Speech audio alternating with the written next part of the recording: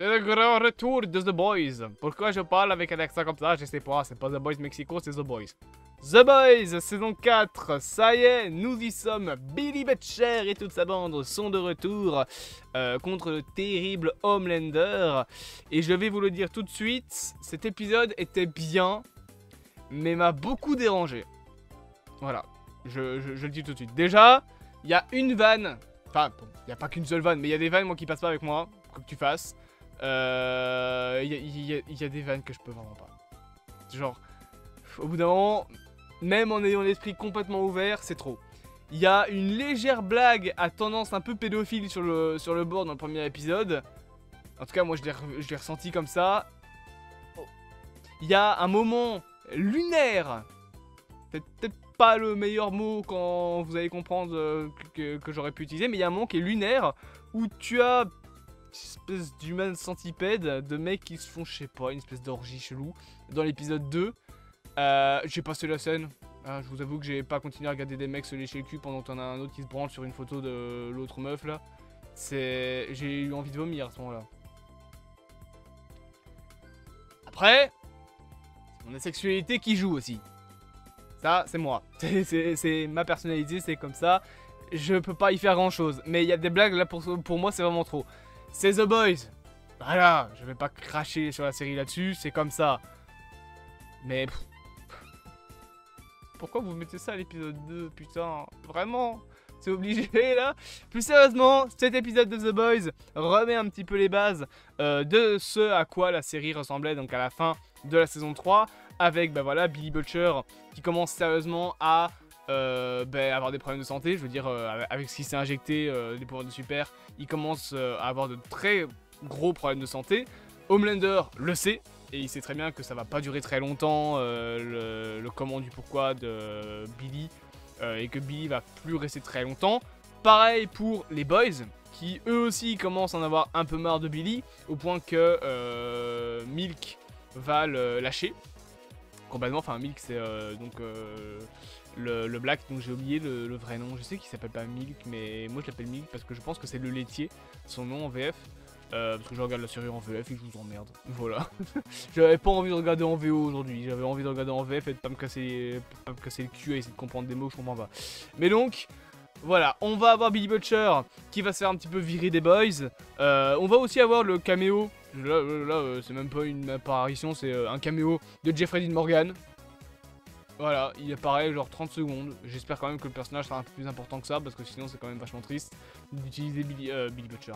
D'utiliser Jeffrey Dean Morgan juste pour 30 secondes de séquence. Malgré tout, j'aime bien son personnage. Bon, c'est un petit peu ce qu'on a toujours dans la série, enfin dans les séries de Jeffrey Dean Morgan. Il y a des acteurs qui sont comme ça, où tous les rôles qu'on leur demande, à chaque fois, c'est des personnages principaux. Enfin, qu'est-ce que je raconte? C'est des personnages qui ont le même genre d'état d'esprit. Je veux dire, Jeffrey Dean Morgan, concrètement, tout ce qu'il joue, c'est Negan. Il joue Negan partout, dans toutes les séries, même dans Supernatural, il joue Negan, dans The Boys, il joue Negan. Même, pour vous dire, même dans Rampage avec Dwayne Johnson, son personnage, c'est Negan. Il joue Negan. Et il n'y a pas que lui qui est comme ça. Hein. Ryan Reynolds, son jeu d'acteur, c'est Deadpool. Giancarlo Esposito, son jeu d'acteur, on commence à avoir l'habitude de le voir jouer Gus en fait. Alors que pourtant, Giancarlo Esposito, il sait faire des trucs. Hein. Il a fait de la comédie, il a fait plein de trucs avant. Mais depuis 2008 et Breaking Bad, on ne l'appelle plus que pour faire des trucs où c'est un antagoniste hyper intelligent, hyper sérieux, etc. Même dans l'UMCU, ça a l'air de se tourner là-dessus. Et même, le seul putain de jeu vidéo qu'il a fait, à savoir Far Cry 6 où il joue El Presidente, c'est aussi un personnage comme ça, c'est un Gus Be-like, vraiment. Donc t'as les acteurs ainsi, on leur demande toujours de jouer la même chose. Bah Jeffrey Dean Morgan, on lui demande toujours de jouer le même personnage. Il arrive sur un plateau, on fait hey, tu vois Negan, bah tu me fais pareil. Au bout d'un moment, je pense que le mec il en a un peu marre de jouer que Negan. Ce serait bien aussi de pouvoir jouer d'autres trucs. Je veux dire, quand t'es acteur, t'es censé avoir une panoplie de genres de rôles que tu peux jouer. Tu peux pas jouer juste un seul rôle. Non, c'est un peu nul. Si t'as qu'un seul acting, bon, tu vas pas aller très loin dans le cinéma, quoi. Si tu sais jouer que la comédie, tu feras jamais des films avec un peu de romance, ou des films avec un peu de tristesse, ou des films d'action. Mais bref. The Boys, donc épisode 1, qui intègre aussi voilà, les premiers trucs avec la femme, enfin la fille de... La femme, la meuf elle a 17 ans. La fille, putain, je vais y arriver, qui est dans Gen V, qui est présente aussi. Qui fait des petites apparitions, je sais pas si c'est dans l'épisode 1 ou l'épisode 2, parce que j'ai commencé l'épisode 2 en fait. Donc je sais plus vraiment trop. Mais c'est un épisode, voilà, que j'ai plutôt bien aimé. Avec du coup Butcher, c'était intéressant. On a bien évidemment le retour d'Homelander qui commence à vieillir. Et ça, c'est un truc que la série met un peu en avant. On voit qu'il commence à avoir des cheveux blancs. T'as l'équipe de maquillage qui se plaint qu'il doit de plus en plus cacher ses rides sur les tournages des films. Donc voilà, on commence un petit peu à avoir tout ça qui est présent. On a bien évidemment le côté où Homelander commence à vouloir contrôler Vought, notamment en gagnant son procès du mec qui l'a tué à la fin de la saison 3, où il a été déclaré comme non coupable.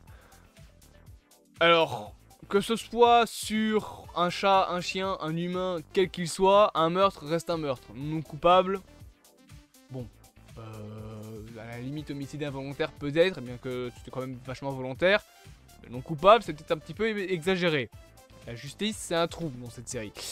Ils font n'importe quoi. Mais bref, on a voilà le retour un petit peu de l'ambiance de The Boys qui fait plaisir. C'est pas le meilleur épisode, honnêtement. Il y a eu déjà mieux. C'est un bon premier épisode de série qui réinstaure un peu les bases. À chaque fois, c'est comme ça. Entre chaque saison de The Boys, je trouve que tu as toujours un épisode où voilà, on réintroduit un petit peu tout ça. Et l'épisode suivant, l'épisode 2, sera probablement beaucoup mieux. Mais ça, je ne l'ai pas encore fini. J'espère que cette petite vidéo vous aura plu. Bien évidemment, n'hésitez pas à vous abonner, à partager, à liker et à commenter. Et on se dit à bientôt pour de prochaines aventures.